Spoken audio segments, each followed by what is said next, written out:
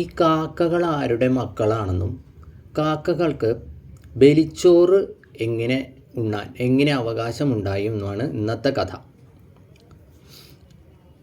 കശ്യപ പ്രജാപതിയുടെ പത്നിയായ കാകിയിൽ നിന്നുണ്ടായ മക്കളാണ് കാക്കകൾ. പണ്ട് കാശി രാജാവിന് കലാവതി എന്നൊരു പുത്രിയുണ്ടായിരുന്നു.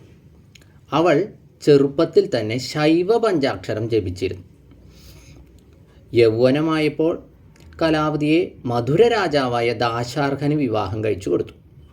ഈ ദാശാർഹനാകട്ടെ ഒരു പാപിയായിരുന്നു. അതിനാൽ കലാവതിയെ സ്പർശിച്ചപ്പോൾ തന്നെ ദാശാർഹന് അസഹ്യമായ ചൂട് അനുഭവപ്പെട്ടു. രാജാവിൻ്റെ പാപമാണ് അതിന് കാരണമെന്ന് കലാവതിക്ക് മനസ്സിലായി. കലാവതി ദാശാർഹനെയും കൂട്ടി ഗർഗമുനിയുടെ അടുക്കിലേക്ക് ചെന്നു. ഗർഗമുനി ദാശാർഹനെ മന്ത്രം കൊണ്ട് ശുദ്ധീകരിച്ച് ജലത്തിലിറക്കി നിർത്തി.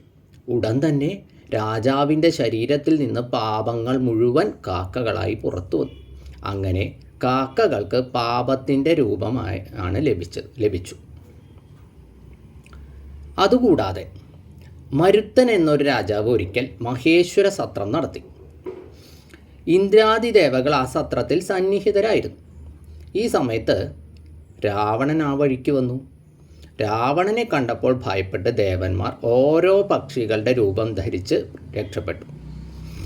അക്കൂട്ടത്തിൽ കാലൻ കാക്കയുടെ രൂപമാണ് സ്വീകരിച്ചത്. അതായത് ധർമ്മരാജാവ് കാലൻ കാക്കയുടെ രൂപമാണ് സ്വീകരിച്ചത്. അന്നു മുതൽ കാലന് കാക്കകളോടൊരു പ്രത്യേക ഇഷ്ടം തോന്നിത്തുടങ്ങി.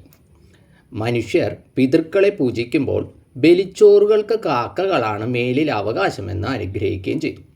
അന്നു മുതൽ ഇന്നും ബലിച്ചോറുണ്ണാൻ പക്ഷികളിൽ കാക്കകൾക്ക് മാത്രമേ അവകാശമുള്ളൂ. നമസ്കാരം.